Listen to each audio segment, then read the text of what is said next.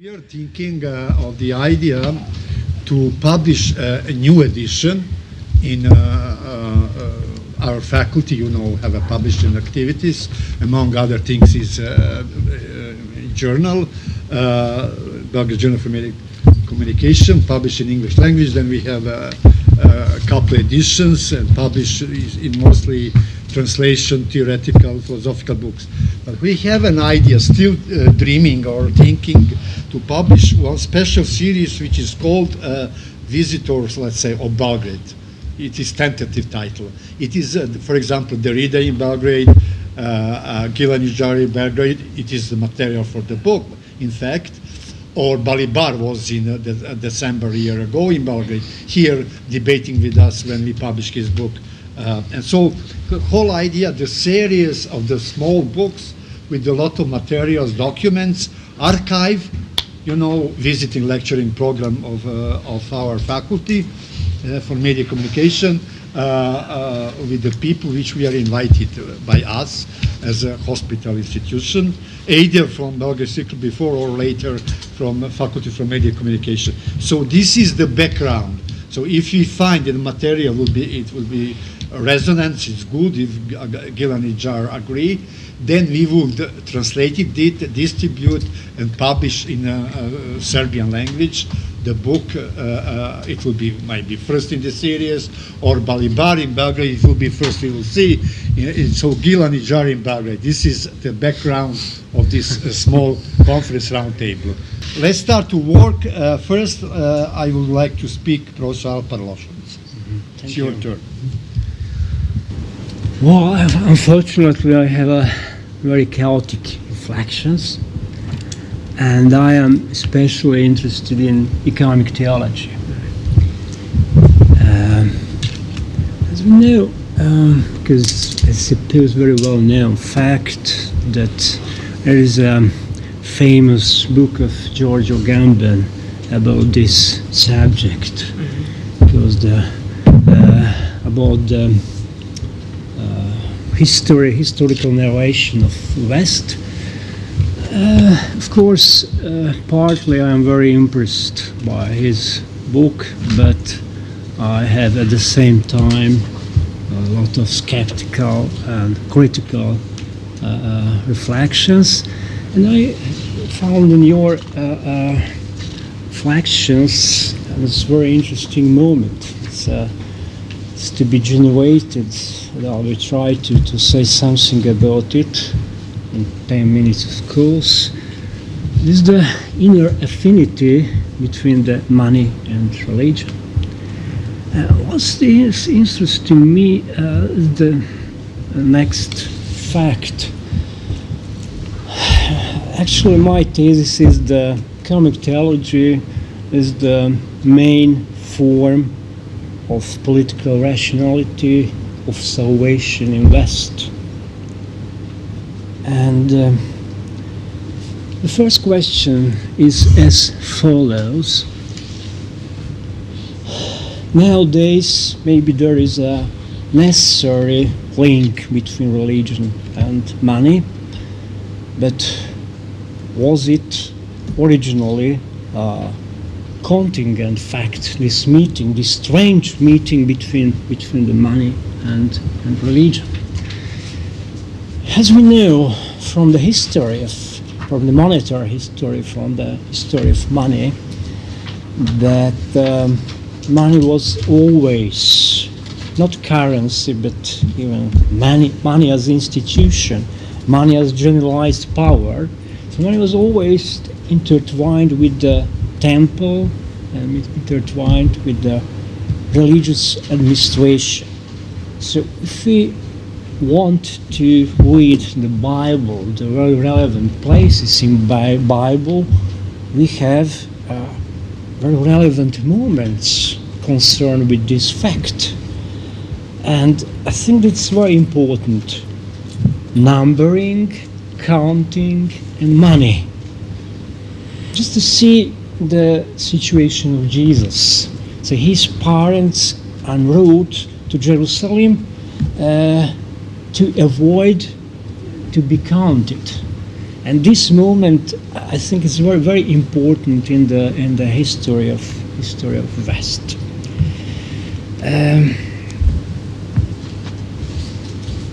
You have mentioned Shakespeare.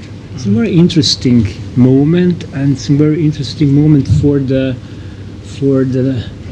other reflections. Bloody invisible hand. It's a it's a quotation, a sentence from Macbeth. It's not Shylock, but Macbeth, and it's an enormously important metaphor. There is the meeting of two metaphors: blood, one hand blood, on the other hand, invisible hand. You know, invisible hand is one of the most powerful metaphor, most dominant metaphor. And yes, in West. For example, Adam Smith, as the father of the classical political economy, has explained the becoming, the genesis of market order on the basis of invisible hand. And so there is a very close connection, so to say, interplay, intersection between the blood, money, and religion. And maybe this what is at stake in your endeavor to grasp or clarify this interconnection. Just two examples for this strange interconnection. William Petty, who is the very important name in the history of economy, medicine, who was concerned with the blood. Natural theology. Yes, natural theology, and the conqueror of Ireland. Conqueror of Ireland. And the other example is Jean-Jacques Rousseau. Jean-Jacques Rousseau, and in respect to his theory, we could see this close intersection or interplay between the politics, religion, and economy, and money, because his main point is public debt as a blood, public debt as a blood, which enables economy to function. And if we take into account the extreme importance of debt and the extreme importance of publicity in Rousseau's work, I think the situation is almost completely clear. And as we know from the history of money, the problem of debt was always put at the center. You have, for example, a very robust theory on the genesis of money on the basis of debt. For this story reveals the fact that debt takes precedence in respect to money, that debt is prior to money, and all functions of money that we are ascribed to this medium is only a derivation from the debt. And if we furtherly take into account that Christianity is the religion of debt, that the phenomenon of debt is at the center of this religion. So what is the meaning of Jesus? Is the repayment of all our debts, to break out from this circle of absolute debt. So there is it seems it's very close and very close and robust connection between the money and religion. But there are, of course, other connections and other forms of interplay too. Measuring of the immeasure. I think it is as important as the mentioned things. But for the paradox of money is the same that we can also observe in religious formula. Just as money is what it symbolizes, God represents no other reality that attributed to the symbol itself. So money is, as well as God, is ensured in the last instance in nothing else than a generalized trust or faith. Thus, if there is social function of money, it cannot be simply that of communicating the scarcity of goods, but something else. And this is what I call the money as a generalized power. That is what a German sociologist Georg Simmel has called Vermögen. And that is in the theory of power potentia, option to make option. So option to make option. And in this sense, money is a construct with real as well as virtual properties, which bridge the hiatus between the real world and the imaginary. There's the place of money. So if considered as potentia or Vermögen in the sense of Simmel, society is not very far from that which we could reserve for religion. And like religion, it transforms the indeterminable complexity of the world into a determinable one.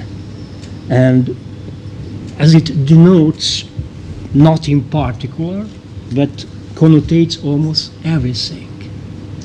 And in this sense, but only in this sense, I suppose that what Walter Benjamin was trying to explicate capitalism as religion, so capitalism as the religion of the infinite indebtedness, is adequate. So thank you. Thanks for really inspirative comments. You on the beginning mentioned just one word. Sorry, Gil. No, please. He on the beginning mentioned that he was referring to Agamben. And what you are arguing during your argumentation is deeply remind me of his book. Maybe you didn't mention. Put the title, but referring on is the kingdom of the glory. Yes. Because this is the concept of economy as theological concept. Absolutely. This is precisely the direction where you are traveling. It's incredibly important to see how Gil, react on this. It was just one remark. His endeavor is based on the divine management, of collateral damage. And what is my remark or critical remark in respect to his endeavor is, for me, from my perspective, some form of historical substantialism. So, of course, very, very complex subject. Yeah. Thanks, Gil. Thank you. It's always a pleasure. Thank you. I mean, the first problem with Agamben, if I may just start with this, is that he writes an entire book on the economy and doesn't say a word about the economy as we mean it today, right? He takes economia as basically a kind of proto-synonym for governmentality and really a structure of government, but really never comments on, how did that term come to occupy such a place in the thinking about money? In other words, the question of money never enters any of the debate, which is not a small feat to do when you are doing a genealogy of the economy. Yeah. And I think that there's I think that what he does is extremely important. It's interesting that he begins with economic theology, because if I understand the argument, he is in fact arguing that oikonomia and theologia are precisely two distinct poles, right? It is God as it is, as he is, and it is God insofar as he rules. And so at some level, there is no such thing as economic theology. There can only be, and that is where the problem is, much as Agamben has traced a history of fundamental divisions to Western metaphysics, very rarely focusing, in fact, on Christian divisions. In this case, he does say that there is a fundamental distinction between economy and theology, between government and glory, between, as it were, the media, yes, the media and the rulers, and that separation is part of the problem. Although I think it's the first time that I read Agamben having a sense that what he describes is for him more of a source of admiration than it is a source of concern. When in Homo Sacer he describes the distinction between life and law, and the fact that law has taken over life, it's a catastrophe, right? It's Auschwitz. It's Auschwitz from the beginning. When he describes the economy and theology, you know it's a problem, but the collateral damage thing, which is true, it's very important in the argument, but it's like 4 pages of the entire book. So on the one hand, it seems to be massive, and on the other hand, he himself leaves us kind of thinking like, okay, how is this speaking to us today? And I think that unless one takes into account the importance of the economy as it has become, right, the power of money, there's something that is missing from what he's doing, which is, in a nutshell, what you just did, which is to actually call attention to the problem of money. Now, I don't think I can contribute much, but so I'll just express a kind of question I have, because I agree with everything you say about money and about the connection between money and religion as being historical and extended. The only problem I have is if this is, let's call it a metaphysical association, right? In at least 2 senses of the term metaphysical, between money and religion. What happens in the 16th century? That's my question. If there is a metaphysical association between money and religion, then what happens in the 16th century? What happens when, or you could also ask, what happens after 1945? The moment when capitalism changes so much, yes, so radically, that really the entire world is becomes different. So if money today is the same kind of God as it was in the Bible, then how do we understand the history of its transformation? So the association between money and religion, which I completely accept, and now we're talking about religion, in fact, in a narrow sense, yes, not what I was trying to say this morning, but as you know, as some form of relation to the divine, then there is still the question of how is it that we witness such an extraordinary transformation with the conquest of America, with the invention of predatory capitalism, with the establishment of slavery, which in fact is also very important because of what you say about debt. Debt is foundational to the extent that historically we could even say that the institution of slavery is in fact the institution of debt. Once you owe, you must give yourself over and work until your debt is paid. That is historically the meaning of slavery. Now, with modern times and with European slavery, which means with the enslavement of Africans, slavery is completely transformed. It's no longer about debt. It's really about making humans into basically animals. Yes? Basically really denying the humanity of people and putting them to work the way you put animals to work. And what's extraordinary is that we are convinced today that slavery has been abolished. Why? Because no one lives in chains. The funny thing is that the institution of debt and enslavement by debt has never been so big. I mean, in America, it's a way of life. If you don't have a credit card debt, you don't exist. It's as simple as that. I mean, when you open your mailbox in America, Compulsory debt. yeah, you open your mailbox in America, you have at least 3 or 4 envelopes offering you credit card. Please take our credit card for free. 1 year you will not pay. Please be in debt. That is the mode. Now that is a transformation, and it's the nature of that change which I'm missing, because there is the kind of universal association between money and religion, and then there is the specific Christian history of the distinction between economy and theology, and then there's the transformation that is brought about by modernity, whatever that is. And on this, and this is what Shakespeare describes. Yes, I mean Shylock is really about the transformation where money is bad. Yes, Shylock wants money, and that is terrible. He's a wolf. He's a vampire. And then by the end, we can take all his money, and it's all fine. We're all very happy, right? So the transformation is even in the valuation of money, where it becomes all good. If we have it, it's all good. It's really summum bonum. It's Benjamin Franklin and this entire transformation. That's the part where I'm missing an account. And I think what Agamben does is very important, because it does, and Marie-Josée Monzin also did that, to give a sense of the history of the term economy, and to actually trace it to really a Christian development. I think is absolutely massive. It has to change the way in which we think. If I am allowed to say something else? Of course.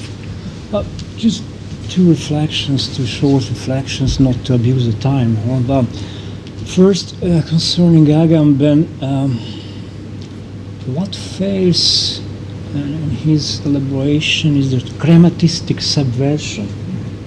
So we could go back to millennia, to Aristotle.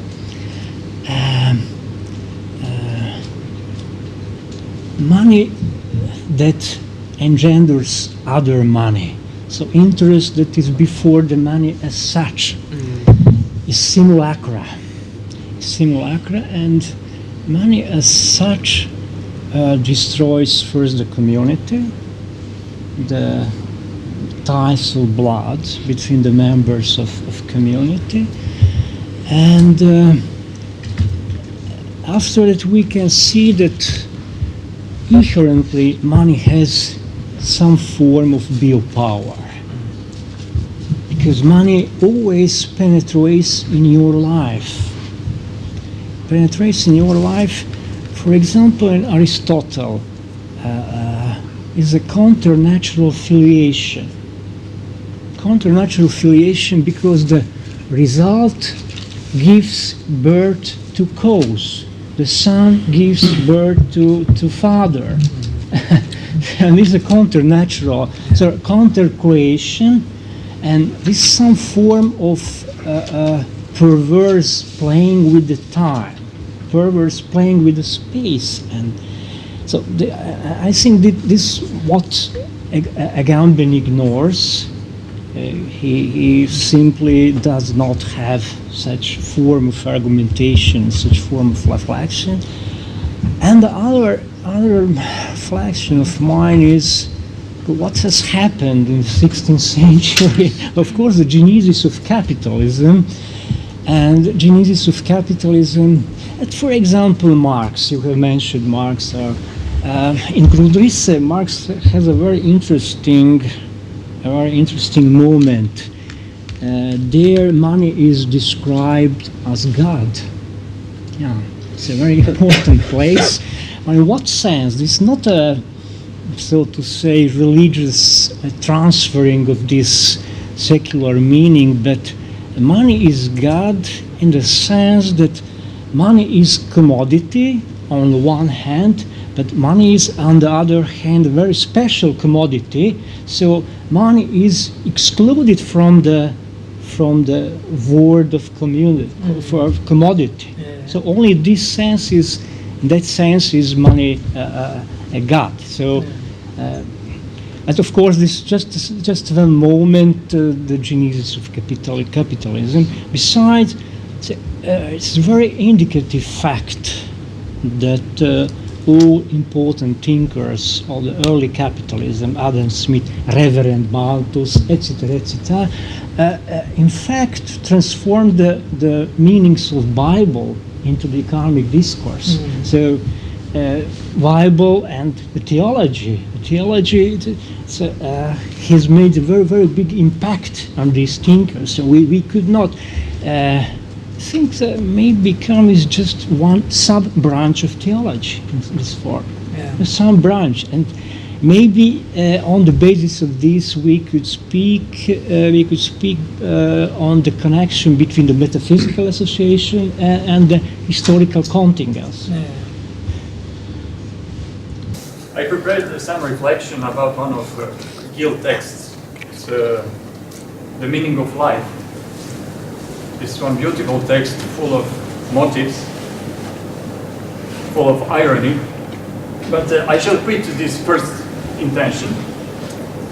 I wrote on French a little text. I will give Gil this because I don't speak English. In fact, I prepared this intervention, of course. Well, the first Gil's intervention was more than that was provocation, some kind of provocation, and I have two questions. I have two questions about some ideas of your first intervention. Well, I can't understand your first determination of Christianity.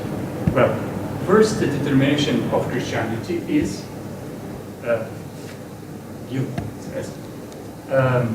understanding of the world which divide political and religious sphere. Well, for me is unthinkable.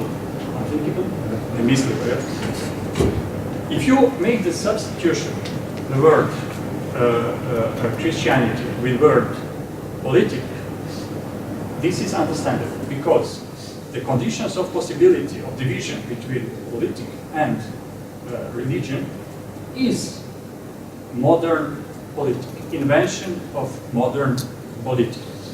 But preći na francuski dve rečenice samo pa ću da prevedem. Mais comment penser de christianité qui se divise en elle-même? Ok, tu introduis le sang comme un élément, comme une différencia spécifique de ton compréhension de christianité. Bon, mais je crois que reste le problème, comment christianité peut se diviser en elle-même. C'est la première question. Dakle, pitao sam kako je moguće da, dakle, ako je hrišćanstvo uslov mogućnosti podele na političko i religijsko, kako je moguće onda da se hrišćanstvo deli u sebi samome? Jer uslov mogućnosti podele na političko i religijsko zapravo je bila sama politika. Politika je ono što je uvelo mogućnost te podele. To je bilo prvo pitanje. Ali ti si insistirao moderni pojam. Modern, of course. Okay. Modern, the concept of political with Machiavelli, it's the same thing, yes. With Machiavelli, with Baudin, with Hobbes, of course. Second question, suivant la première question, tu as introduit une différence entre corps mystique et corps politique. Mais c'est une division, c'est une différence qui se trouve au-dedans du monde religieux, si je peux dire comme ça. Donc, division entre corps mystique et corps politique n'est plus relevant dans un monde politisé, si je peux le dire comme ça. Bien sûr, c'est Ernst Kantorowicz qui est ressource de cette idée que le politique dépasse cette différence. Dakle, Gil je uveo tu razliku između mističnog tela, core mystique, i političkog tela, politic body, kontekst političkog tela, jel? Međutim, ja i dalje mislim da je to podjela unutar religijskog konteksta i ta podjela zapravo prestaje da bude važna u onom trenutku kada imamo na delu modernu politiku. Dakle, za modernu politiku ta razlika više nije bitna. And the third question, troisième question, bien sûr, c'est en passant, mais qu'est-ce qui se passe en ce moment en France? Ce sont manifestations contre gay marriage. Mais pourquoi tu mets ce problème dans le contexte religieux? La religion, d'après moi, c'est un problème politique. Religion, c'est un des éléments de ces rapports du pouvoir. Mais d'après moi, c'est pas un problème de le plus grand valeur. C'est pas un problème majeur. Religion n'est pas le plus grand problème dans ce qui arrive en France en ce moment. Par exemple, chez nous, nous avons des bataillons, des imbéciles de droit qui fait des manifestations contre Gay Parade, contre Pride, par exemple. Et c'est aussi pas un problème religieux. Ils sont proches au cercle de l'Église, mais c'est pas un problème religieux. C'est aussi un problème politique. I c'est ça, ce sont trois questions. Dakle, rekao sam se da Gil je pomenuo u početku ovo što se dešava sada u Francuskoj, imamo manifestacije protiv ovog predloga vlade da se legalizuju gej brakovi i to je Gil izrekao u jednom kontekstu kada smo govorili, kada je bilo reči o religiji, o religijskom problemu. Mislim, za mene to nije religijski problem, dakle to je politički problem, a religijski moment tek je jedan od elemenata koji se nalazi u tom odnosu snaga koji se, jel tako, odigrava sada u Francuskoj i u tom smislu podsjetio sam da i kod nas ovde postoje čitave desničarske grupe koje su bliske nekim crkvenim krugovima, ali to i dalje nije religijski problem, nego naprosto politički problem. Merci, Gil, c'est ça. Well, I mean, I want to say thank you because your question gave me an opportunity to, remember for myself something that, not that I forget, but that I'm always unsure, is how orthodox, if I may use that term, a disciple of Derrida I am, in fact. And so when you ask me how does something divide itself from itself, I say, well, but that's what deconstruction told us. So, but that's, of course, I mean, it's an easy or not easy answer, but it's a cop-out. In the case of Christianity, it is absolutely essential that the practice of denial. In fact, Buddy had wanted me to speak at the beginning of the session, and I thought I wasn't going to. But if I had spoken, I would have talked about this one extraordinary sentence by Freud, which everybody takes in Moses and Monotheism to be, first of all, Moses and Monotheism. It's a book about Judaism. Freud talks about Judaism. Simple enough. There's only one problem. He tells the story of this guy who founded a religion, and the religion he founded is not his religion. It's another religion. And then this guy, he was killed. And my question is, does that remind you of anybody? Because that's the story of Jesus. It's not the story of Moses. It's the story of Jesus. And then the question becomes, why did Freud tell the story of Moses as if it was the story of Jesus? And more interestingly for me, or more pretentiously for me, why is it that no one paid attention to this? But to answer your question about internal division, the sentence that Freud quotes, which is the summary of his entire argument, is this. Christians say, we have all killed him. Implicit, not implicit, the follow-up is, but the Jews are deicide, which is strange. If we have all killed him, how is it that the Jews are murderers? But Freud continues and he explains that, and he says, yes, we have all killed him, but we admit it, and therefore we are innocent. Right? So you have the entire logic of Freud's work, which is the primal murder, and the way in which Jesus, much as we were talking earlier, yes, the narrative whereby, which I actually wanted to ask you, the way in which you spoke about sacrifice is also the endurance of sacrifice. And there is also a very, very strong narrative that Jesus is the end of sacrifice. And I really very much like the way you describe, because the end of sacrifice is in fact the universalization of sacrifice, whereby each of us has to sacrifice ourselves, yes, and to participate of the sacrifice, not at all the end of sacrifice. I'm sure you know the work of René Girard, yes, who precisely makes this argument, and I think that there's really two different ways of understanding, at least two different ways of understanding the act that we are commanded after Jesus. We are commanded with. The point, though, is that what is summarized by Freud in that sentence is the invention of something absolutely extraordinary. It's the invention of innocent murder. You could also say it's the invention of schizophrenia. Yes, that is the internal division. The internal division that Christianity brings is in a way schizophrenic, because on the one hand it encompasses all the world, and on the other hand it extricates itself from the world. Technically, there's no enemy. Love your enemy. Yes. At the very same time, if you're supposed to love your neighbor as you love your enemy and vice versa, then it means that all of your neighbors are enemies. Yes? Because you're not supposed to make any difference. If you don't make a difference between your neighbor and your enemy, it cuts both ways.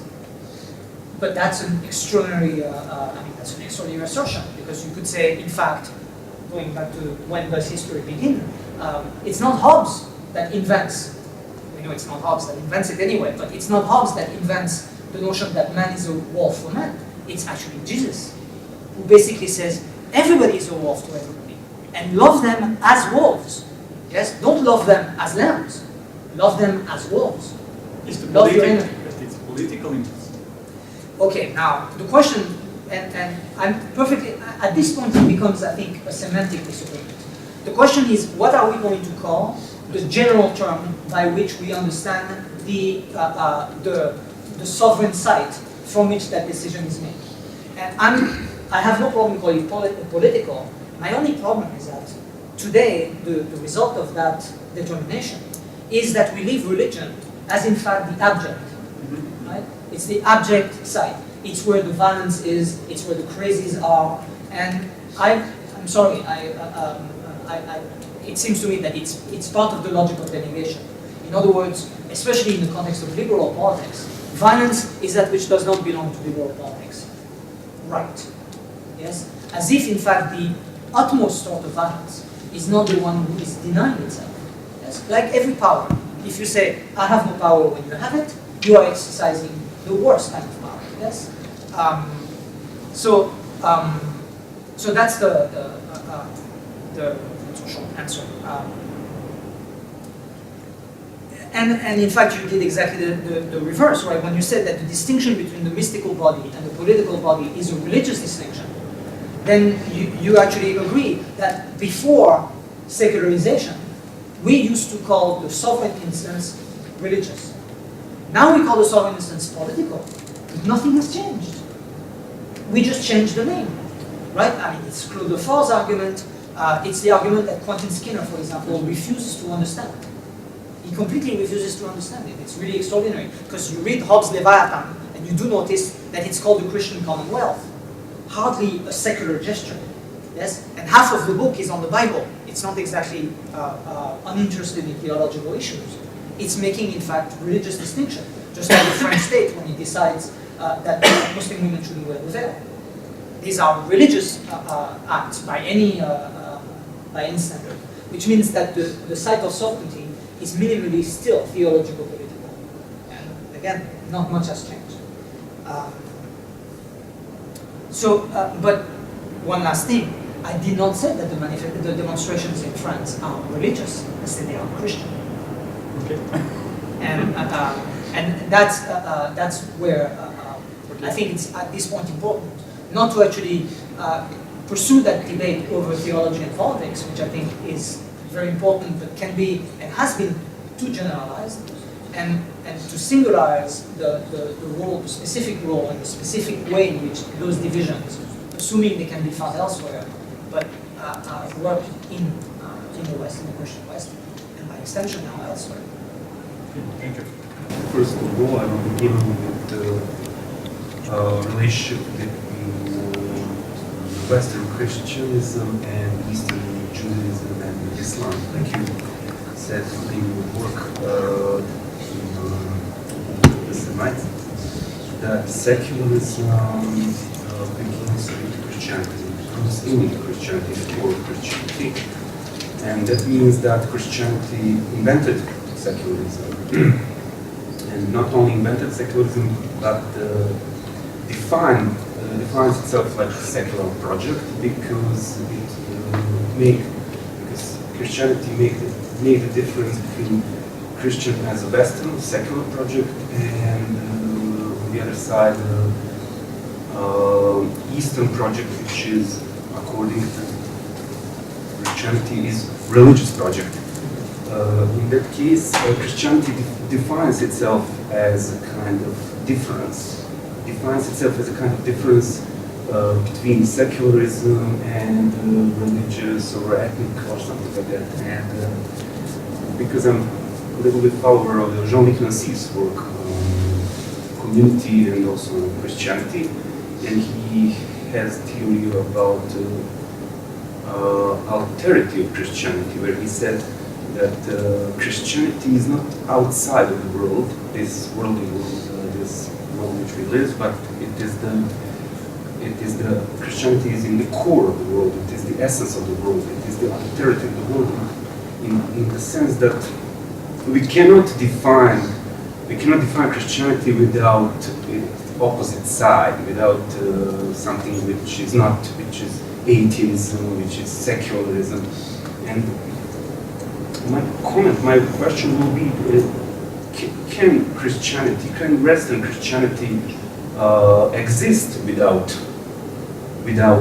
Eastern projects, without Eastern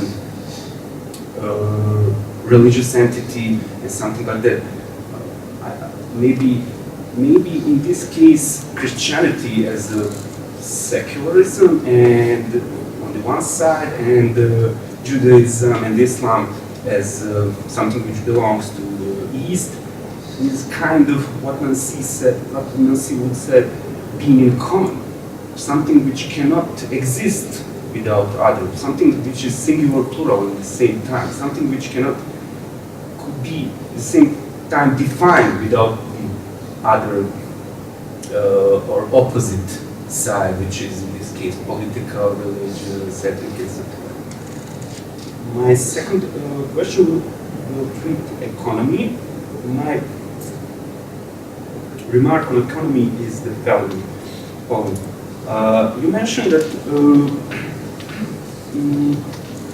Harvey and Hobbes made some kind of analogy between human body and Christianity, because the human body is something which lives on the circulation.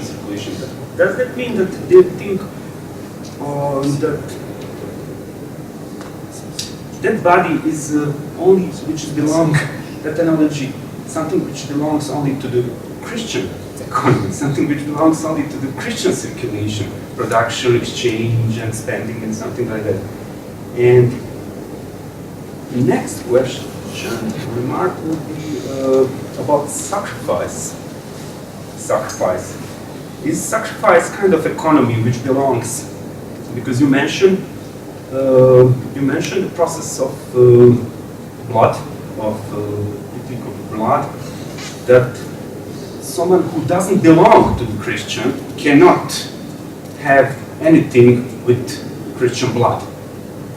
And does sacrifice as an economy of exchange, which means that as a Christian, I'm giving the blood, and I will get something for that graceness or something like that. Is that something which belongs? It is kind of closed economy, which cannot, where someone who doesn't belong to that exclusive economic community cannot participate in it. I mean, these are hard questions. I think I was telling you last time we saw each other that my relationship to Jean-Luc Nancy is becoming more and more troubled as time goes. And I think it actually is related to the formulation of your question, right? Can Christianity exist without its authors? And again, understood, we are talking about Western Christendom, which, by the way, is at some level the only one that Nancy is interested in. One of the amazing things in his work is that he starts with the deconstruction of Christianity, and then I think 2 or 3 texts into it, after publishing this early piece, he writes the deconstruction of monotheism. And the entire argument is supersessionist. I mean, Christianity, he completely accepts Marcel Gauchet's claim that Christianity is the religion of the end of religions. Right? That's the definition of Christianity. It's not the definition of monotheism. It's the definition of Christianity. Nonetheless, later on, he moves on to the deconstruction of monotheism and then starts talking about Islam and Judaism and Buddhism. And just first you ask, when did Jean-Luc Nancy become an expert in comparative religion? But that's the unfair question. The next question is, how is it that Christianity, in his argument, can be at once the example and the exception? Right? It's exemplary because it's just like everybody else, and it's exceptional because, in fact, it is only through it that we will experience the end of religion.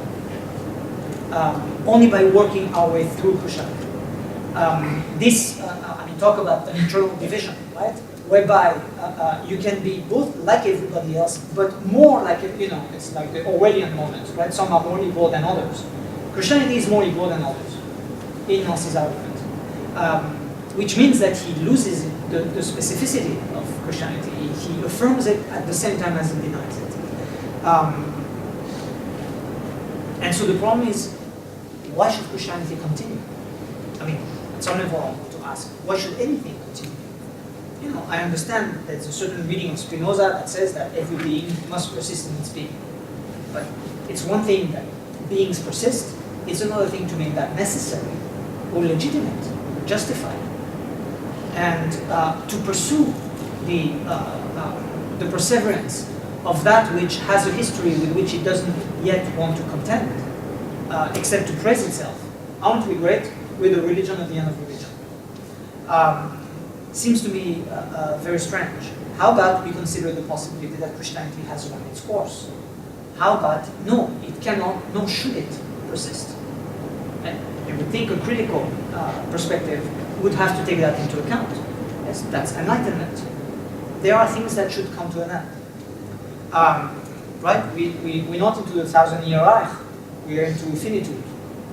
So what does it mean to say, how can we continue? It seems to me that the beginning of a thought that would be truly about being in common would have to recognize the finitude of one's position. And it is one thing that I very much felt in Derrida, in Foucault, the kind of humility of the position. I'm not going to speak about the entire world. Maybe it makes me Eurocentric, but on the other hand, it makes me slightly less imperialistic. Nancy completely gave up. It's the absolute imperialism of thought, unapologetic. And I find this very strange. I find this very Christian, Western Christian.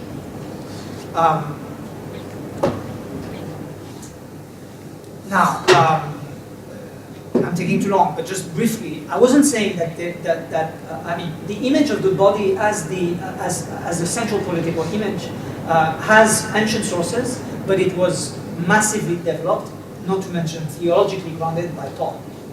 And from there, its Christian history is absolutely unique. So by the time Harvey discovers the circulation, he himself is explicit that he's resolving a political problem. It's a political problem that he resolves, it's not medical. yes, he's doing medical experiments, but he's trying to understand who the sovereign is and where. And there's a debate that takes place in the Middle Ages that is a very, very long debate as to whether the sovereign is the head or the sovereign is the heart. And Harvey resolves it. It's the heart. The heart is the pump. It is what nourishes the entire body, it is what sustains the body. You can cut off the head, which is exactly what they did while Harvey was alive. So it's not an accident. Yes, they cut off the king's head. And Hobbes takes the consequence as well. You don't have to have a head. It's a fiction. Fine. But that fiction has Christian written all over it.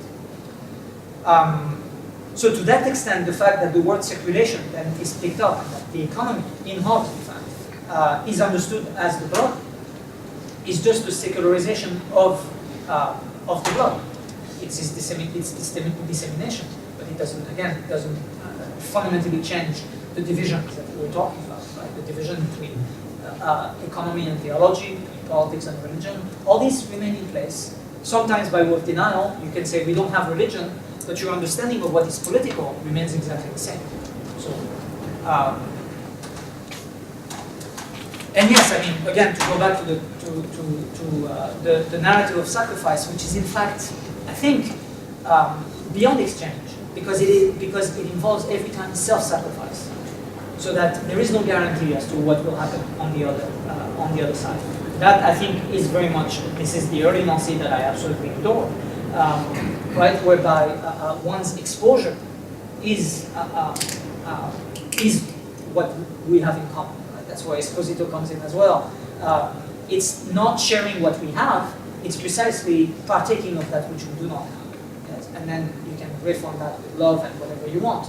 But I think it's of a very different nature than whatever this construction of Christianity is. Thanks very much for this. The next speaker is Prosjacek. Well, I enjoy very much reading book about blood. What is interesting for me is how we have some interesting transformation, which we know, of course, from Marx and Communist Manifest, that something which is steel and strong now became fluid. And of course, we can follow those lines, Bauman until, let's say today, even as Badiou atonal society. But what is very interesting for me that we have a transformation, according to Foucault, from disciplined society to theopolitics, of course later Agamben. And of course we have after that some ideas from Deleuze of society of control.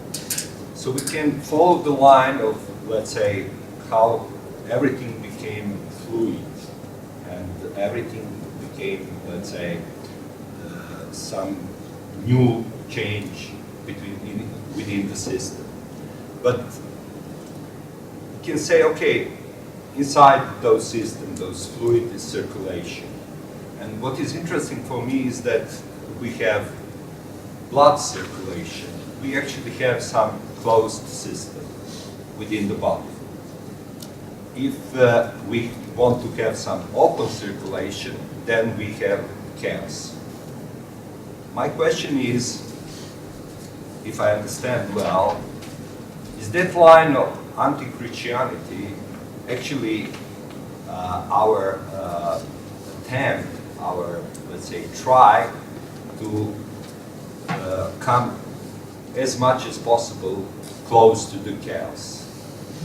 Because, on the other hand, we will still stay in a different kind of circulation of the discourse, circulation of economy and things like that. That's my question for you. I mean, out of sheer perverse pleasure, I want to say yes. No, but I don't think so. I think it's the, what is it, the poverty of philosophy, yeah? That we can only conceive of order. I mean, isn't it the magnificent paradox of liberalism? Right? Liberalism is about freedom, free market, everything is free. We're happy campers. On the other hand, when you say, okay, but if we're free, could we please not be capitalist? They say, well, I mean, what kind of archaic, primitive are you? Don't you understand this is the way the world runs? And suddenly you have Darwinist necessity. Yes? So we are free, but if we want to do something else, then suddenly we are enclosed by the force of necessity. It's really extraordinary. I mean, right? It's another schizophrenia, another schizophrenic moment. If you say, I don't want to live in this world, then you're a nihilist, or a nativist, or a nostalgic monster. And rather than just say, no, actually, you tell me I'm free, so I'd like to exercise freedom. The construction of that alternative, I mean, I don't even know that it's one alternative. Clearly, the human imagination, not to mention human practices, have covered a little more than, predatory capitalism. It used to be possible, even if there was always money and religion, it used to be possible to think of different social arrangements than the one under which we live. The impossibility of imagining the alternative as anything but chaos, rather than other forms of order, other forms of sociability, other forms of kinship, for that matter, seems to me to be what is at stake. To the extent that, we can agree, again, it might become a semantic issue, we can agree of imagining different politics, different forms of orders, different forms of organization. Yes, and I'm not stupid, I understand that, a lot of, I mean, maybe I am stupid, but I understand that there's a lot of people who are thinking about this. But there's still the perception that the order in which we live is really unavoidable. Right? It has absolutely nothing to do with freedom, and it's also infinite. We cannot put an end to it. Yes? We're all agents and we're all free, but this is the way the world goes, and either you get on board or you'll be exterminated for your own sake, yes, because you don't want you to suffer. Still, I kind of like anti-Christian as the affirmation of chaos. I mean, it sounds good to me. Me too. But thank you. Thank you. Regarding what is the rest if the Christianity is almost everything except a religion. So I'm reading your whole giant project of the 3 books about Christianity as redefined. Christianity is a very precisely tradition. You are always referring to this theoretical, political, Said, Derrida, and others, referring to trying to problematize our new or renewed understanding of Christianity as everything except one thing, as a religion. So if I'm, in TV sense, TV provocation, on the right road toward understanding your giant project, my question is there anything what you can allow to rest from Christianity? And the minimum, so minimalistic version what can rest to save last words of Christianity as a religion, not any other things. It is act of prayer. In I think 2000, just to remind me, somewhere I find Derrida article, Kierkegaard concept of prayer.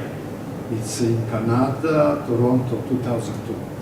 So he is speaking about the function of praying, with the idea to already ready to accept, maybe in the wrong way, I would add it, Nancy proposal. Because the construction of Christianity, Nancy project, I understand as a project to save Christianity. And what is the main strategy how we can save Christianity, despite everything, which we are very well aware of Christianity. as a blood, as a war, as a everything, self-destructive renaissance of Christianity in post-secular Europe, for example. So let's leave all of those things back. So the best way to save Christianity is to deconstruct, according to Gil. We can agree or not, it doesn't matter. What is strategy to save Christianity according to Gil? Please separate church and faith. This is best strategy. So we are Christian innocent, being, okay, church is bloody history, lot of churches has its own bloody history, but we are innocent, we are believers, Christian, or I don't care, Muslim or Jewish. Yeah, it is, I don't know. So we are innocent regarding the bloody history of our church, which we are abusing for our faith intention. So let's say in this way. So separation of the church as institution and its history and faith is the first step toward to save Christianity as idea, as a concept, and not as a bloody history. What is the rest if we accept this strategy in Christianity? What is minimum without we cannot survive as Christian believers, religion people? This is a pray. This is first for me and last performance, symbol, sign, effect that the faith still functions, still exists. For 1 minute, why not? So if we accept minimalistic definition of Christianity, referring to the praying, then we can say, and this is my intervention and question, if you accept this position, okay, I will pray, but to whom I pray? Okay, because of church, of bloody history of church, I will refuse to say I pray to the God. So I don't want, as a singular believer, to participate in collective transparency, Christian, for example. So I refuse it, saying I'm very well singular believer. What does it mean to always provoke that I, as a singular being, participate in the collective aspiration to participate in transcendence of the God of the believer, what's happening. So no, I'm not praying to God. So it is not my address. I'm praying to myself. I'm still Christian or not? This is the question. So I'm praying to myself. It sounds like Protestant, tricky, but you will see. If I'm praying to myself, not to the transcendent God, but to myself as a singular being, the reading says, as a kid, I'm praying to find the kid in myself, not to remembering of my childhood, but to find the kids in myself as the innocent part of my subjectivity. And the best methods, if I try to search in this direction, is to say, even if I'm coming to church or mosque or synagogue, to pray as a public performance, which is always scandal in synagogue.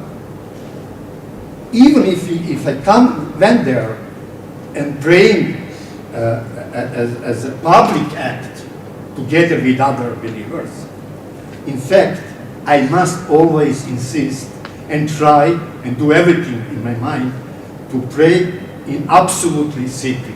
This is the point how Christianity can save itself. So only if I say, okay, even if I participate in public horror, in church, praying together with a million other believers, this is only performing religion. It's nothing about real belief, because religion and church and belief are already separate. We are all aware of it. So only if I succeed to pray to myself as a secret act, this is only one way how I can save myself for a minute as a Christian, as a believer.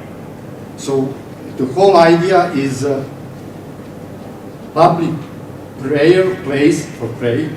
Church, for example, was always a false place for religion, for expressing religion sentiment, because praying always demand absolutely secrecy toward praying as an act. So, are you ready to accept this line of argumentation as a way how Christian can save themselves? I wonder at this point if I should say, yeah, let us pray now. But secretly. And you know, I think it's in the same text that Derrida actually says, but I'm praying all the time. Exactly. Yes.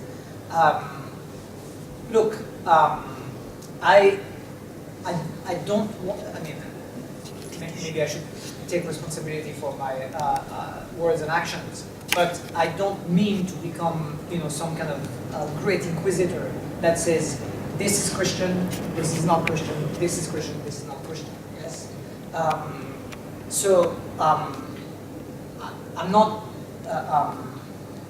I'm not convinced at this point that it is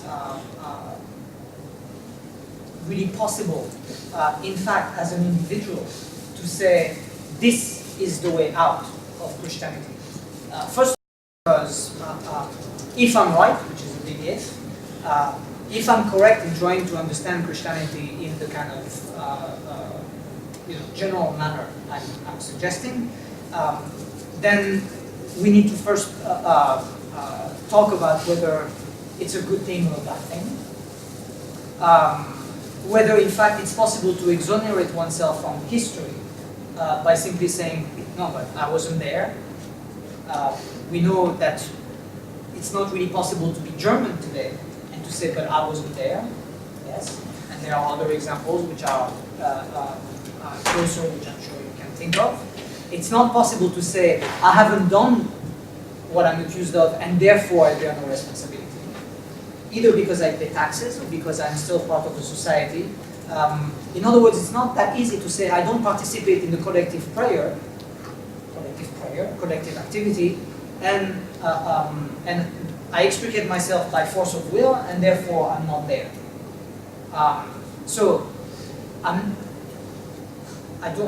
We can have an argument as to whether that's what Derrida is saying, but I don't think it is that easy.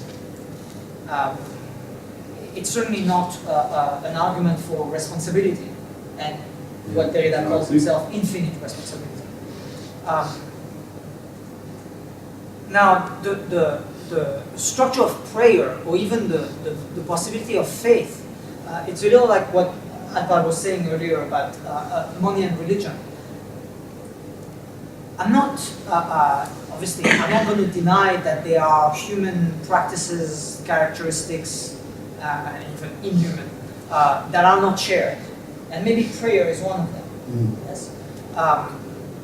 But I am interested in the very particular history, which is not a necessary history. Yes? I'm not saying there was, Jesus said, love your enemies, and therefore you have the Holocaust. I'm not making a causal or deterministic argument. I am saying that historically, the links between a certain number of events, just to give you another example, you have hundreds of theories of racism. What is racism? How did racism come to be? All kinds, yes? So it's social, or it's biological, or it's whatever, yes? One theory has never been proposed as one of the main sources of the racist imagination. We know that race theory was obsessed with the purity of blood. We know, yes? Races had different bloods. And as we know from the Nazis, it became very instrumental. Now, there's only one individual in pre-modern time that is described as having pure blood. He's the only one. I'm sorry, you can take every theory of medicine you want, you will never find anybody who has pure blood. There's no medical theory in the pre-modern times sustained the possibility of arguing that there is such a thing. But there is one individual who did have pure blood, and his name was Jesus Christ. Which minimally raises the question, if there was an individual that was pure-blooded, and then there was, as I was telling before, Christians who actually thought that because they had the blood of Christ, their blood was pure-blooded, and then those same people in the same cultural context come up with a theory of race that is articulated around the purity of blood, then I think there's no necessary connection, but the connection appears to have been made. Now what's extraordinary is that I haven't seen one book, one article, anything that actually relates to the extraordinarily popular myth of Jesus as having pure blood and any theory of pure blood and race. None whatsoever. Again, schizophrenia or whatever you want to call it. Now what it means to extricate ourselves from that history, I don't know. I don't even know what it means that I'm saying like, look, there's something here that is completely visible and yet completely invisible. I have no account of that. But I think once we agree that we are kind of stuck the way we can agree, it's not the politics of the ostrich to say capitalism is hard and we are stuck in it, but if we don't acknowledge that we are stuck in it and that maybe things can be otherwise, then nothing is ever going to change. Instead, people say, no, but that's the way it is, and it's not a problem. If you say it's a problem, you're mad. In other words, let's stick our head in the earth and not look. Right now, all I'm saying is like, let's look at where we are and what it is that we carry by way of responsibility and history. How we extricate ourselves? I'm hoping that we're not dependent on my imagination to figure it out, because then we're in trouble. Okay, just to clarify, I will try to clarify why I insist as a secular fascist, why I insist to look how we can say the people who still believe, in something, who are still member of some of the religion communities, and how we can communicate toward each other. Not the people who believe coming to connect with me and saying, okay, you are a representative of secular Europe, you are coming in the name of the reason, and I am coming in the name of belief. Let's correct each other, let's love each other, and then we will resolve our problem about post-religion Europe, post-secular Europe, and scandal about the back to religion of the public sphere in post-secular Europe. I mentioned the moment, the micrological moment of praying, because exactly in this text, when he speaks about infinite responsibility, I will quote it just the place, which I much remember because it's provoked me, irritated me. In fact, secret praying, not toward any exactly God, but toward the other in you, is a holy place for responsibility. Quoting, toward those who are already dead and not yet born. This is unconditional responsibility, without temporal borders. And this is a secret of praying. Can we secular pray? Of course, we can pray. Despite the fact, nominally, we are not member of any of singular church order or whatever. We can also pray in this, let's say, parasecular way, not in a religion way. This is why the praying as a concept, I start to think it can function as a small micro paradigms for people to come to each other despite of religion, secular conflict and tension between different religions. This is for me. I think there is something in prayer outside even against the church, because I don't insist that prayer as an act of belief belongs to any singular church. Opposite. the faith must be separate, sorry, from the church. If you still need to be a believer in some sense. Yeah, but I'm sorry, it's like coming to a negotiation table, say no precondition, but I do have one condition. Okay. Right? You know, Israel says to Palestinians, we want no precondition. No, we're not talking about the occupation. Okay.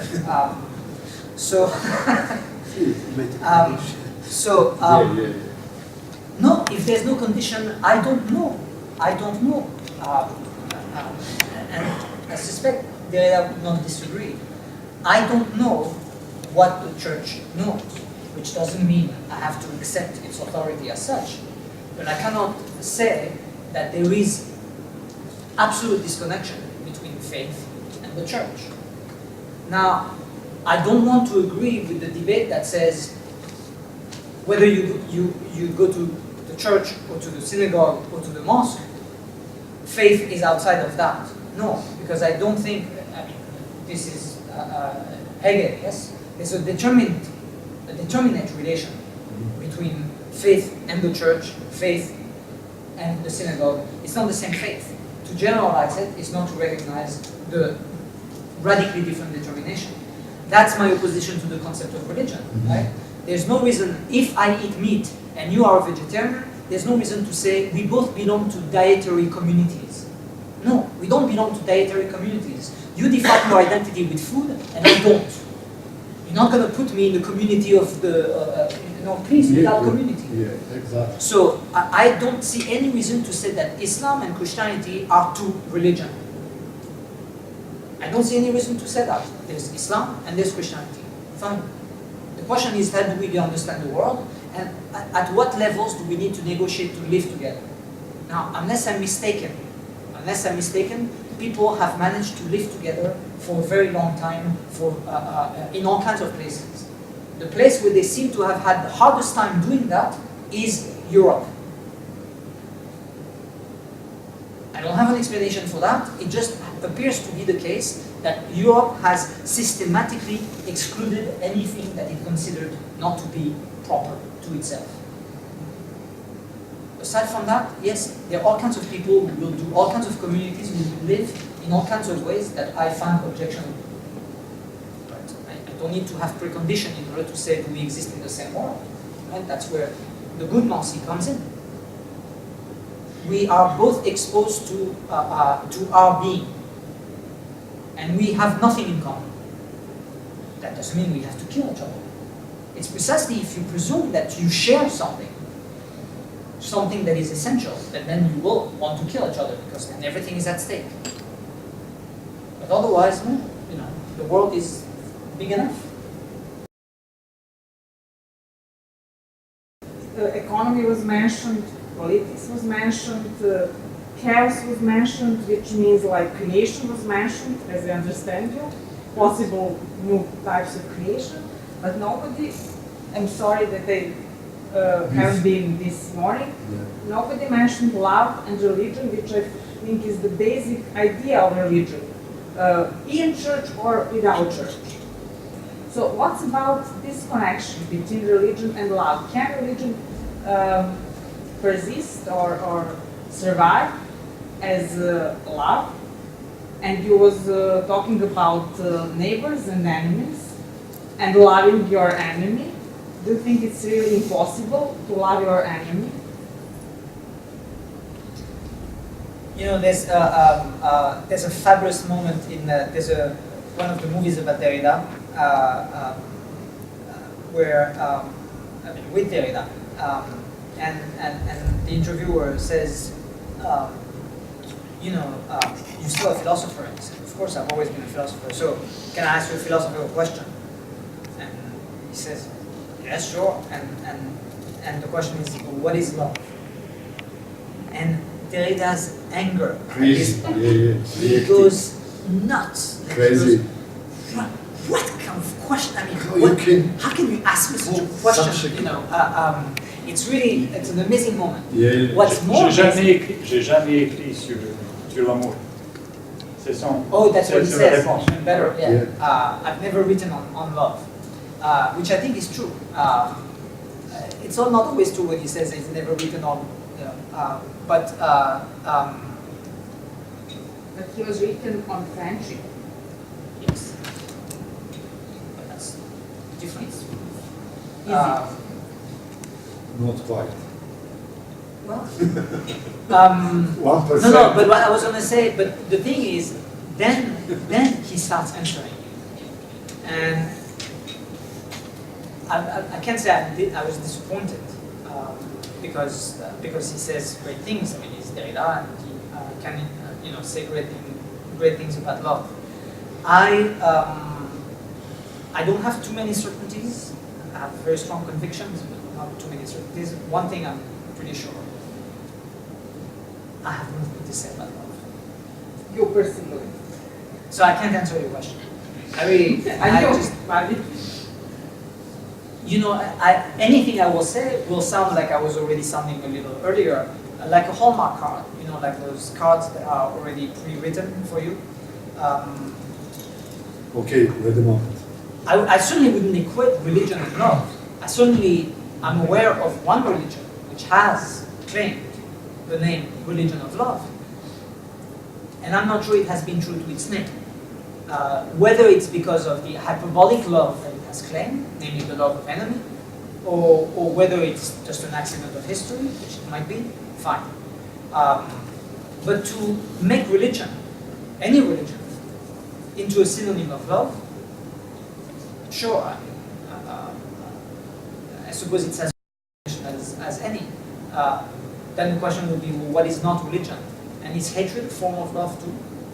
Yes, there is, but one of the. But then what is not included? I mean, there's not even a division of anything. You have defined faith.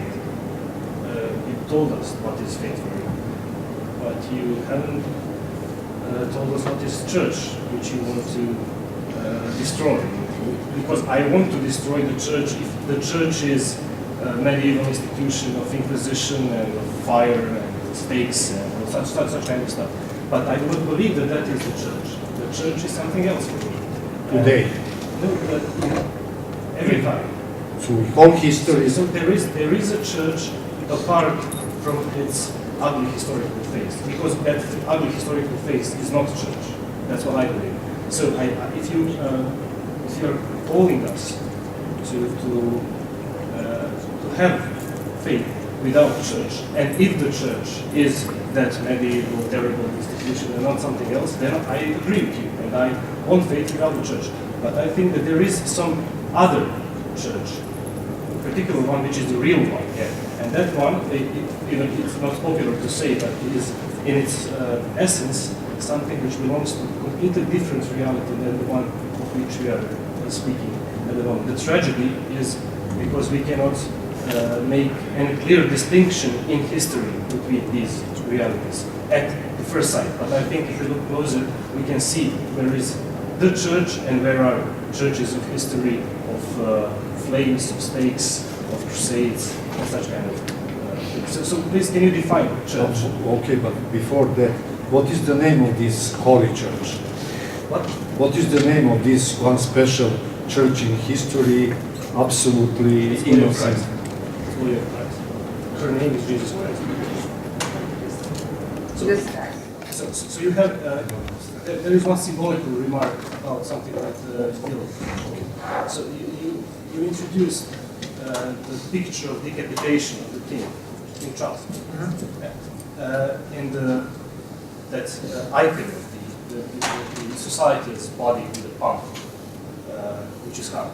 So that in Paul's ecclesiology, head is the central part, because head is the Christ. So you have symbolical answer to the question what has happened with the church in history, decapitation. So you have a monster with a strong heart but without a head. So, but it's more symbolical. No, that's good. So do you understand now the question?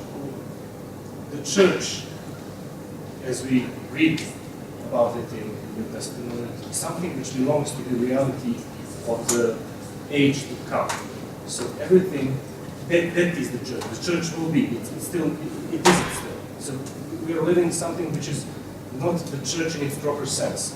So, and that's why it's so much of the diabolical dimensions in its existence. So whole history of whole religion and its own churches are bloody history. Are you agree with me or not? It's very simple. It's empirical question. It's nothing about theory, you know. Are you agree that whole churches, mosques, or whatever are bloody in its own history? But I'm sorry, buddy. Isn't it possible to ask, I mean, can you tell me about any part of human history that is not bloody? Why do you single out the church? Or the churches? Because we speak now about church, we don't speak about football. But fine, but then no, but the question then, can you tell me that there's a history of faith that is not bloody? Why do you want to maintain faith? No, And there that's is the no question. separate. For example, the history of the secular faith, of the liberal faith, if you want, the whole French Revolution. So it's the history of the faith in human reason and such kind of stuff. So it's bloody, it's still bloody. Much more than previous one. Even much more in some aspects. So you have the history of the faith, which is bloody, as much as the history As it of the was church. possible. Yeah, as much as As much as it's or the history of the Third Reich is the history of faith. And another one question for Gil. Can you develop the argument about love for enemy up to its top and down to its bottom? So if you told that we have to love our enemy as our neighbor, and it follows that our neighbor is our enemy, but we have to love our neighbor as we love ourselves. So is it correct to say that we have to love in that type of developing that argument to love ourselves as our enemy, because we are that first enemy? Yeah, I mean, I suppose. Because all these are the quotations from the New Testament. Yes, yes. So,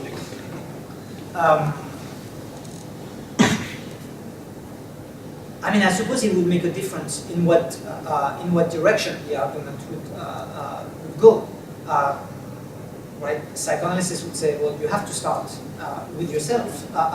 So maybe part of the problem is if we start with loving the enemy, we haven't even begun to understand what kind of self we are if we have an enemy.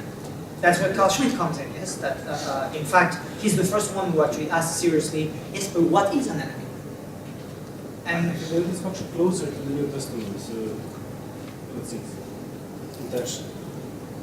Fine, in terms of intention, maybe, but the problem is that the New Testament, which, as you know, in the history of exegesis, the question of who the enemy is an enormous question, which actually is only treated in very small intervals. But it is answered in the New Testament. You have the story about Good Samaritan, for example, where you have your political and your, if you want, blood enemy is your neighbor, is your friend, is the one who can give you life. So you have that would be the New Testament answer, but there are answers in, so let's say Christian answers through the history which are different, Right. and practices. The problem is that there are going to be people who are going to be troubled, who are not giving you life, and the question will be in what to do with them.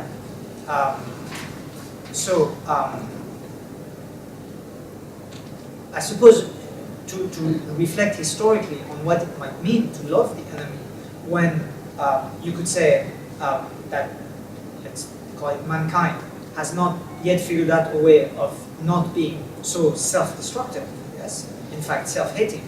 I mean, who would admit that mankind is self-hating, right? Not just some minority groups here and there.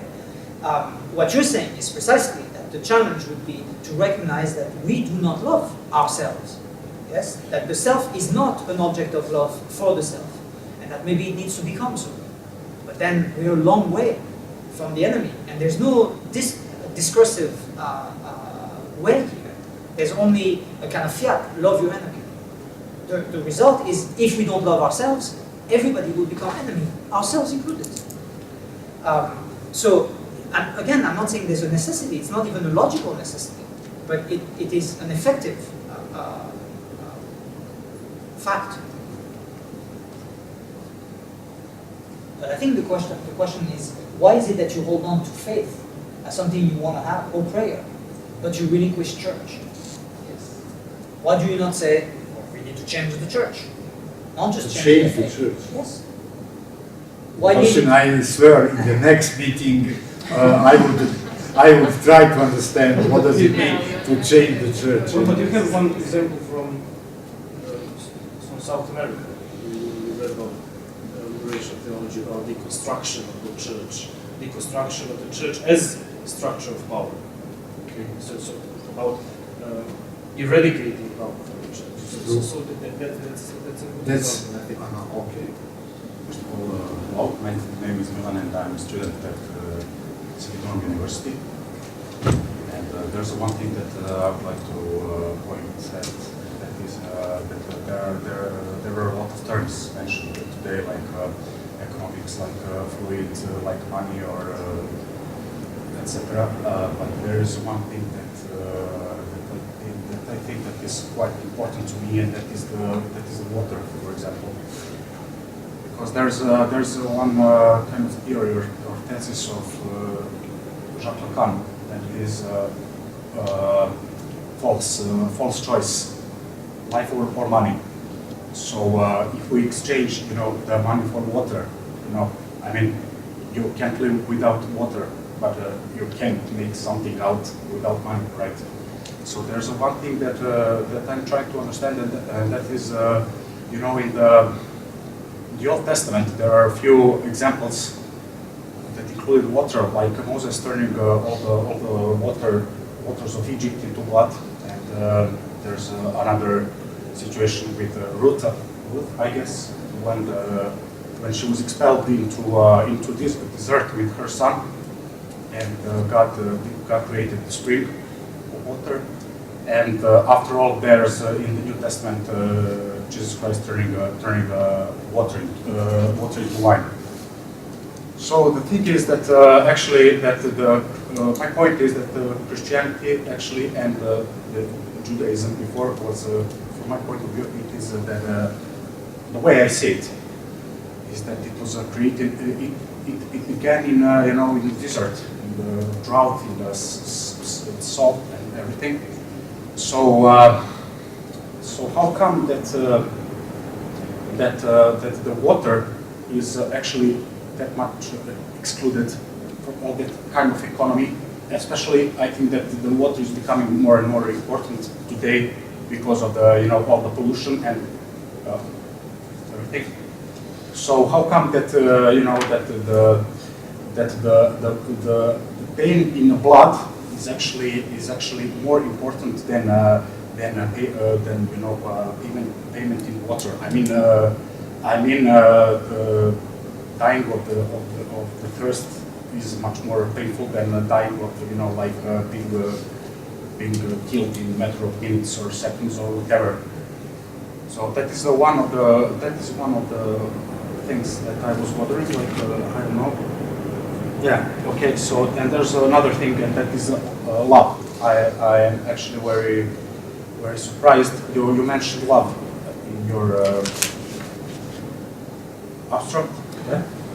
And love actually was never until Professor Rosic came. Nobody mentioned love before. So and you mentioned something like a prior state when it comes to love. So the thing is about I see love to be as a crucial element of Christianity, because in the Old Testament the God was forgiving people through bloodshed, through carnage, through killings. But in the New Testament, God forgave people through self-sacrifice, through Jesus. Right? Am I right? So. So there's one thing that Professor Obert Savic told that I see very quite interesting, and that is the prayer.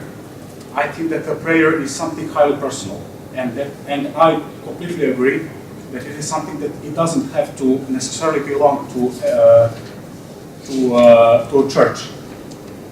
And there's this thing called the prayer of the heart, and you actually mentioned the pump. The heart, the pump being as a metaphor for the heart, and heart can be representation of Jesus Christ, right? So So when we are saying prayer, personal prayer, you know, like a prayer of the heart, where I don't feel like it's like, you know, referring to in kind of paganism way, like I am referring to a tree or to the sky, or I don't know, to the tectonic forces or whatever. I see you know, the prayer as a highly esoteric stuff, not exoteric. So so when it comes to when it comes to prayer, I see there are two, if we put it in esoteric and exoteric. For me, esoteric is friendship, it is a love, it is a feeling. Exoteric is money, it is economy, it is material. So so the thing is, when it comes to love, is actually that yeah, how come that that the blood that the water or it was suppressed on account of blood? They say it right, okay, and why a vampiric state? I mean, vampiric is like taking something. I see it that way. Maybe I'm wrong.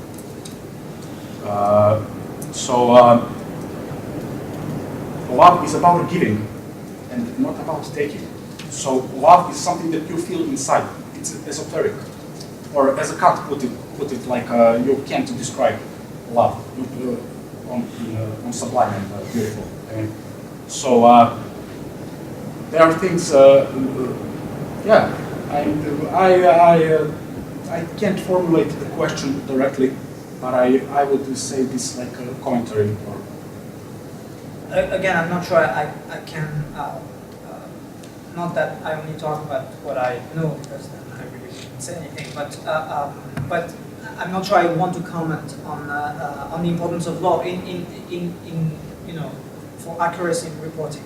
There was love discussed this morning in the sense of self-sacrifice, and so it wasn't completely excluded from the conversation, I don't think. Besides, if religion is love, then we have been talking about nothing else but love. Which, you know, may be satisfactory or very unsatisfactory. What you said about water is very interesting, because one, I agree with you. You would think water is slightly more important than blood, and so the question is, how is it that blood?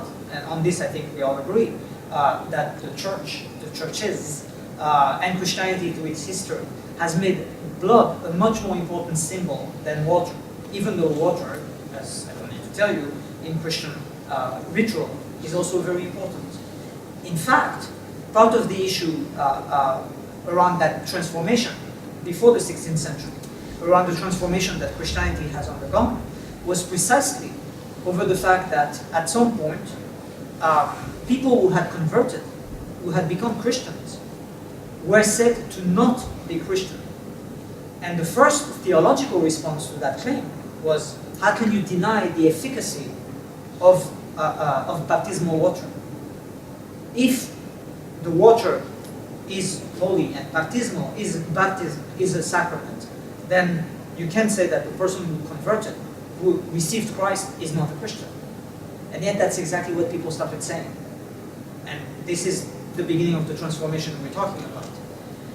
Now, maybe I'll be more explicit about why is it that I'm reticent to speak about love. It's because the discourse of love has continued absolutely unbroken through the transformation that interests me. America was conquered in the name of love. Yes? Today, people can be bombed in the name of love. So, if everything is love, if religion is love, and if love is everywhere, and you know all you need is love, then fine. It's just that it appears that much more than religion and church, people have killed each other in the name of love, in a way that is a little brutal. And you would think by now it's time that rather than rave against the church, not that there's nothing to rave against, yes, I'm in agreement, that, you know. But why is it that no one is against love? Because it's about time, no, that we recognize the damages that love has done. Now, please don't construe me as some kind of pessimistic, you know, solipsary, you know, whatever. But I don't see any reason why it's more justified today to criticize religion than it is to criticize love. That's all. I mean, but more than that, if you want to claim a new gospel of love to say that it's already been written, fine. It was in the name of love. But all these things. No, with lots of love in their heart. Okay. Not just in the name of lots of love in their heart. I'm sorry, one thing I do not doubt. You swear. I do not doubt when someone says, I love you, I don't have any reason to doubt. Unless proven otherwise. But then when I have people who tell me that they love so much that they will burn you to death, then all I can say is, well, you have a peculiar way of love. But I'm not going to say, oh, well, you were lying. No, fine, this is your love. It's one that burns and kills, okay? You know, you're strange that way. So we should deconstruct a religious discourse on love. We should? Deconstruct a religious discourse on love. Yeah, I mean, we can do all kinds of things. One of them is certainly deconstruct. In the name of love. In the name of love, yes. Thanks to all participants and people who is coming here. We will stay in contact regarding the book. Thank you. Thank you.